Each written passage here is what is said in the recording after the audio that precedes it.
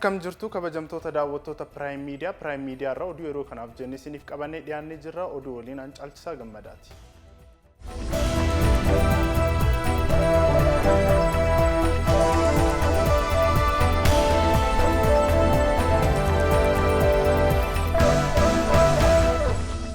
Oduu Prime keenya oduu caffee Oromiyaa irraa jalqabna.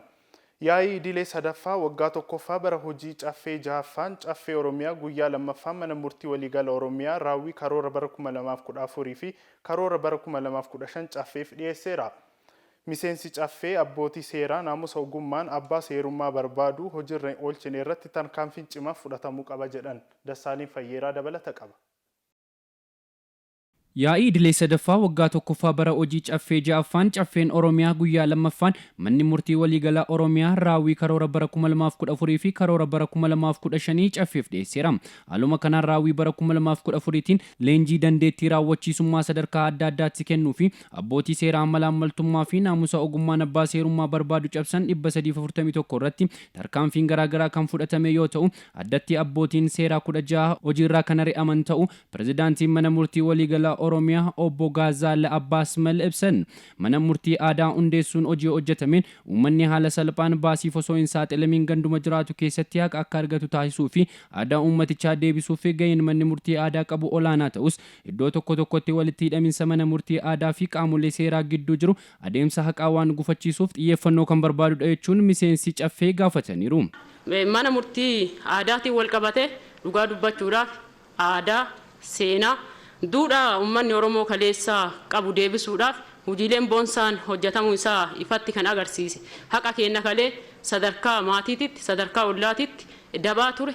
Sadarkaa sanatti akka hiikkannuu fi baasii garaagaraatiif akka hin saaxilamneef hojii hojjetame hojii boonsaadha. Yaa ta'u malee anammallee osoo irratti xiyyeeffatame wanti jedhu sadarkaa mana murtii aadaa gara gandaatti gadi buusnee ijaarrisuun waan gaarii ta'e walitti makamiinsa aangootu jira. Abbootiin gadaa gaafa dhimmi tokko gara isaaniitti dhufaniitiin dhimma sanii fuudhaaf jecha xalayaa baasanii nama tokko hin waaman taanaan qaamni nama san dhiyeessuuf caasaa gandaa ta'aa jira waan ta'eef walitti makamiinsa aangootu jira. Isa sanirratti illee osoo hojjetame waan jedhu kaasuudhaafi. Miseensi caffee abbootii seeraa naamusa ogummaa abbaan seerummaa barbaadu hojiirra hin oolchine irratti tarkaanfiin cimaa fi ifa ta'e fudhatamuu akka qabu gaafatan. Itti fayyadamne mana murtiidhaa hogguunii fi yoonii fi hogguunii fi ulaagaa hogguu keessanillee warreen naamusa dhabummaadhaan mana murtii keessatti keessaahuu naamusa dhabummaa mana murtii keessatti argamuu fi dallaalota mana murtiidhaatii fi uummata jidduu jiru kana yoo qabame maaliin adabaman kajuullee adabbii isaanillee silaa ulfeessitanii gaarii ture jechuudha. Adabbii namni yaa rabbi bakka kana nan dhiyeessin jee irraa fagaatu silaa adabbii jajjabduu bakka kana kaa'amee gaarii kajuun qaba. Naannoo gammoojjiitti abbootiin seeraa muuxannoo gahaa dhabuu fi faayidaa dhuunfaa barbaaduuf murteessoo baay'oo dabarsanitti namoonni tarkaanfii lubbuu balleessuu walirratti waan fudhataniif manni murtii waliigala Oromiyaa abbootii seeraa muuxannoo qaban gara naannoo kanaatti ramaduu qabu jechuun miseensi caffee gaafataniiru. Hogguu ramaddii kennitan ramaddii gammoojjiidhaatii fi baddaallee silaa adda gootanii kajuun qaba. Naannoo gammoojjiidhaatti warreen muuxannaa qaban ka umriilleedhaan turan silaa ramaddanii akka barnoota bahaniin odoo hin ramanne nama seeraa biyya seeraa manguddummaadhaallee xiqqoollee taatu jaarsummaa umriilleedhaan ture silaa hogguu ramaddan naannoo gammoojjiidhaatti silaa ramaddanii kajuu asumaan yaada isin kennullee hin fedha jechuudha. Maaliif amma naannoon gammoojjiidhaa yoonii fi akka malee irratti murtaa'ee ol deemeellee falmachuun dhaqqabu gosa isaa fudhateetuma kallattiin deema. Yoonii fi namni bakka san jiru kan pirezidaantii warri mana murtiidhaa kan hundummaan isaaniitu yoonii fi nama seera hin beekne takkaa aadaa jirtu hin beekne nama hin gargaaru jechuudha.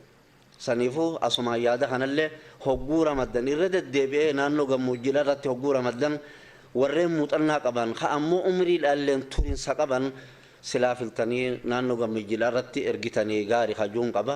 Pirezidaantiin mana murtii waliigalaa Oromiyaa obbo Gaazzaala Abbaas Mal deebii gaaffii miseensota caffeef kennaniin namni faayidaa dhuunfaa giddu galeessa godhachuun hojjetu imaanaa uummata miiliyoona 50 olii baachuu waan hin dandeenyeef tarkaanfiin abbootii seeraa irratti fudhatamu cimee kan itti fufu ta'uu ibsan. Waa'ee naamusaa irratti araaramni kan hin jirre ta'uusaa jala murree beeksisee ne jirra. Kanaafis tarkaanfii kan fudhataa jiru.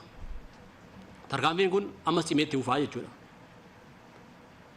fedhiif faayidaa dhuunfaa isaa giddu galeessa hojjetee namni godhatee kan hojjetu abbaa seeraa ta'ee hojjechuu hin danda'u. Ga'umsa abbaa seerummaan qabu. Amaanaa uummatni miiliyoonii 50 itti kenne baachuu waan hin dandeenyeef hojii kan harkaa amaanaa itti kenneen harkaa fuuchuu qabnaadha kan jennee dhiyeessine jechuudha. Ammas bal'inaan hojjetama. Namoonni naamusaan geggeeffamanii jedhan abukaatummaa baafatanii hojjetu ammas mana murtii keessatti dallaala ta'anii hojjetu kan jedhame kun jira. Sirni diriiree jiru garuu namni hojii fokkotaa naamusa cimaadhaan faayidaadhaan hojjetee hojiirraa geggeeffame abukaatummaa baafachuu akka hin dandeenye seerri keenya ifatti kaa'ee jira. Caffeen Oromiyaa oolmaa guyyaa lammaffaa isaan bara baajataa 2015 irratti marii eega gaggeesseen booddee birrii biiliyoona 100 fi biiliyoona 58.6 sagalee caalmaan raggaasiseera. Magaalaa Finfinneetti hojiin qaala'insa jireenyaa tasgabbeessuuf hojjetamu cimee kan itti fufu ta'uu ibsame. Itti aanaan kantiibaa magaalaa Finfinnee fi hoogganaan biiroo misooma enterpiraayizii fi indaastirii magaalichaa obbo Jaanxiraar Abbaay koree humna waloo tasgabbeessa gabaa fi fooyyessaa qaala'insa jireenya magaalichaa waliin gabaasa guyyoota 15 gamaggamaniiru. Guyyoottan 15 darbanitti qaala'insa jireenyaa fooyyessuuf gama dhiyeessii daabboo shaggarii fi gabaa dilbataa babal'isuun akkasumas gama dhiyeessii zayitaa fi shukkaaraan hojiilee hojjetaman fooyyee kan qaban ta'uu ibsaniiru. Gatiin kuduraa fi muduraa akkasumas xaafii gatii idileerraa gatii gadi aanaan dhiyeessuun danda'amus kaafameera. Hojiin waldaalee dandeettii gadi aanaa qaban guddisuun hojjetamus gamaggamichaa irratti ibsameera. Seera maleessummaa ittisuuf dhaabbilee garaagaraa irratti hordoffii taasisuun dhaabbilee seera maleeyyii 1,600 ol adda baasuu fi 1,300 ol ammoo gara seera qabeessaatti deebisuun danda'amuun ragaan biiricharraa argame ni mul'isa. Yeroo itti aanutti dhiibbaa qaala'insa jireenyaa hir'isuuf riifoormii waldaalee kenniinsa tajaajila qabeenya qisaasa'ii deebisuu fi dhiyeessii oomishaa saffisiisuu irratti haalaan hojjetamuu akka qabu obbo Jaanxiraar dhaamaniiru.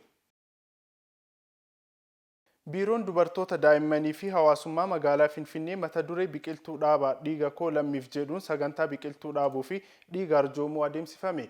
Kutaa magaalaa Eekaa iddoo addaa paarkii Miilineem jedhamutti biqiltuu 20 ta'us dhaabaniiru. Magaalaa Finfinneetti biqiltuun waggoottan 3 darban dhaabaman miiliyoona 26 keessaa harki 80 kan ta'u qabateeras jedhameera. Hooggantuun biiroo dubartoota daa'immanii fi hawaasummaa magaalichaa Dr. Haannaa Yeeshinugus sagantaan ashaaraa magariisaa bara kanaan akka magaalichaatti biqiltuuwwan miiliyoona 7.4 dhaabamuuf karoorfamus ibsan. Dubartoonni immoo biqiltuu kanneen akka daa'immanii kunuunsuun biyya magariituu dhaloota dhaalchisuuf gahee isaanii akka baatan dhaamaniiru. Dabalataan Dr. Haannaan namni fayyaa guutuu qabu kamiyyuu dhiiga arjoomuun lubbuu haadholii fi daa'immanii yeroo da'umsaatti darbu hambisuuf dhiiga arjoomuu akka qaban hubachiisaniiru. Magaalaa Aggaarootti mana barumsaa Shanangibee sadarkaa lammaffaatti Itiyoo Teleekoom mana kitaaba dijitaalaa tajaajila kennu koompitaraa fi intarneetii birrii miiliyoona 1 tolaan gumaachee jira. Itti gaafatamtuun damee ijaarsa paartii badhaadhinaa godina Jimmaa Addee Najaat Kadir akka jedhanitti barnootni ammayyaa akka babal'atuuf mootummaan xiyyeeffannoo itti kennee yeroo hojjechaa jirutti dhaabbileen akka Itiyoo Teleekoom deeggarsa akkasii gochuun utubaa qulqullina barnootaati jedhan. Dhaabbileen biroos muuxannoo kana fudhachuun duula barnootaa babal'isuu irratti taasisaa jiru cinaa akka dhaabbatan dhaamaniiru. Daayirektarri Opereeshinii Riijinii Kibba Lixaa Itoophiyaa Itiyoo Teleekoom obbo Kifilee Kaasaa akka jedhanitti manni kitaabaa dijitaalaa tokko koompitara 20 dhiyeessuun barattoonni kitaabota barbaadan onlaayinii akka argataniif kaffaltii intarneetii bilisaan kennaa jira jedhan. Dhaabbanni Itiyoo Teleekoom akka biyyaatti mana barnootaa 66 keessaa koompitaroota 20 fi intarneetii bilisaan kennaa jiru keessaa manni barumsaa Shanangibee sadarkaa lammaffaa Aggaaroo carraa jalqabaa argateeras jedhaniiru. Baankiin Oromiyaa waliigaltee bittaa hojii teeknooloojii baankii dijitaalaa Omni Chaanaal jedhamu dhaabbilee lama CR2 fi Monetaa teeknooloojii jedhaman waliin mallatteesse. Tajaajila baankii dijitaalaa qindaatee baankiin Oromiyaa akka kennu kan isa dandeessisu jechuun hojii raawwachiisaan baankii Oromiyaa obbo Tafarii Mokonnon himanii jiru. Teeknooloojiin kun seektara baankii Itoophiyaa sadarkaa tokko fuuldura kan ceesisudha jedhan hojii raawwachiisaan dhaabbata CR2 Mr. Fentaan Biranii fi hojii geggeessaan dhaabbata teeknooloojii Monetaa obbo Saamsan Geetu. Tajaajilli baankii dijitaalaa Omni Chaanel jedhamu kanaan hawaasa hunda tajaajila baankii si'ataa karaa salphaan akka argatan isaan gargaaras jedhameera. Daandiin xiyyaara Itoophiyaa fi kaampaaniin xiyyaara oomishu D Haviland meeshaalee jijjiirraa xiyyaara 4-800 gara kaargootti jijjiiruuf dandeessisu dhiyeessuuf sanada waliigaltee mallatteessan. Sirni mallattoo kunis hojii geggeessaa olaanaa daandii xiyyaara Itoophiyaa obbo Masfin Xaasaw fi pirezidaantii itti aanaan tajaajila maamiltoota kaampaanichaa Philippe Paotsio gidduutti taasifameera. Sirnicha irratti obbo Masfin akka jedhanitti tajaajilli kaargoo sochii daandii qilleensa Itoophiyaa keessatti gahee olaanaa taphachaa turuu himan. Keessattuu wayita vaayirasii koronaa mudatetti daandii xiyyaarichaa kufaatii irraa oolchuuf tajaajilli kaargoo bal'inaan eegalamuun carraa guddaa uumeera kan jedhan obbo Xaasaw. Kanaafis wayita ammaa xiyyaarota -8,400 tajaajilaa turan tajaajila kaargoo akka kennaniif taasisuun qopheessuun gumaacha xiyyaarota kanneenii guddisas jedhaniiru. Akkasumas xiyyaaronni -8,400 daandiin xiyyaara Itoophiyaa tajaajilaa turan gara kaargootti jijjiiruun faayidaa xiyyaaronni kanneen kennaa turan hunda galeessanii taasisa kan jedhan ammoo pirezidaantii itti aanaa tajaajila maamiltoota kaampaanichaa Philippe Paatosiyoodha.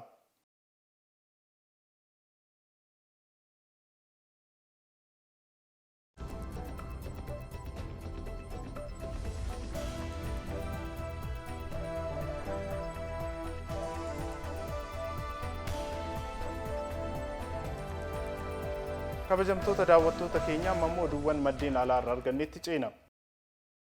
Mootummaan Chaad shamarran hayyama maatiin alatti biyyaa ba'uu kan dandeenye dhoorke. Murteen kun falmitoota mirga dubartootaan komii guddaa kaasee jira. Ministeerri tika biyyattii Jeneraal Odris Dokinii Adkaar godaansa dubartootaa jechuun ibsuun kunis dhaabbachuu akka qabu dubbataniiru. Daandii xiyyaaraa fi ejensiiwwan geejjiba dubartootaa shamarranii akka hin fudhannes akeekkachiisaniiru. Shamarran imala irraa dhoorkamanii fi heeyyamni kan kennamuuf umriin isaanii daanga'ee hin ibsamne. Liigiin mirga dubartootaa Chaad garuu dhoorkiin kun mirga bu'uuraa fi namooma shamarraniin kan wal mormuudha jedheera. Seerota idil addunyaa garaagaraa Chaaditti ba'aa jiruun godaansi namootaa dabalaa jiras jedhamee jira. Maaliin dubbii himaa dhaabbata mootummoota gamtoomanii biyyattii ari'uu beeksifte. Biyya Afrikaa dhihaa torban muraasa dura fonqolcha mootummaa raawwachuuf yeroo yaalan irra gaheera jechuun loltoota Cote d'Ivoire 49 diitteetti. Cote d'Ivoire gama isiitii waliigaltee dhaabbata mootummoota gamtoomanii bu'uureffachuun Maaliitti nageenya eegsisuu irratti argama jechuun beeksifteetti.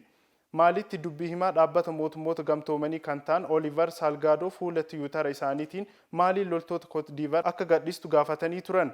Gochi isaanii kanaan kan mufatti mootummaan Maalii Koloneel Asmii Goyitaan durfamu dubbii himaan kun birmadummaa biyyattii sarbaniiru jechuun himatteetti. Sababa kanaafis dubbii himaan dhaabbatichaa sa'aatii 72 keessatti Maalii gadhiisanii akka ba'an ajaja dabarsuu isaanii Reuters gabaaseera. Vilaadimir Puutiin dhukkubsachuu isaatiif ragaan gahaa ta'e hin jiru jedhan daayirektarri CIA. Dhiyeenya kana miidiyaalee irratti oduun hin mirkaneeffamne kan pirezidaantiin umrii ganna 70 dhukkuban tarii kaansariin hubameera jedhu naanna'aa ture. Ta'us garuu hoogganaa CIA Wiiliyaam Baarnis ragaan oduu kana deeggaru hin jiru jedheera. Kun kan ibsame erga United States meeshaa waraana fageenya dheeraa dhukaasuu dabaltee Yukireeniif akka kennitu erga beeksiftee boodadha. Kana dura ministeerri dhimma alaa Raashiyaa Sergey Lavrov Yukireen keessatti xiyyeeffannoon waraana Raashiyaa kana booda lixaa irratti qofa miti jechuun erga biyyootni lixaa Yukireeniif waraana meeshaa akkanaa gumaachanii as tooftaan Raashiyaa geeddaramuu isaas agarsiiseera. Waa'ee fayyaa pirezidaantii Puutiin irratti oduu baay'eetu jira. Haga nuti agarreetti fayyaa guutuu qaba jechuun Mr. Baarnis marii nageenya Speen Koloraadoo irratti dubbataniiru. Kana dura Moskoo keessatti ambaasaaddara ta'uun kan tajaajilan Mr. Baarnis gara waggoota 20 oliif hoogganaa Raashiyaa kana hubachaa fi waliin hojjechaa akka turan ibsaniiru. Kabajamtoota daawwattoota keenya oduu yeroo kanaaf isiniif qabannee dhiyaanne kana fakkaata ture. Qophiileen Prime Media biroon itti fufu isaa waliin yeroo gaarii.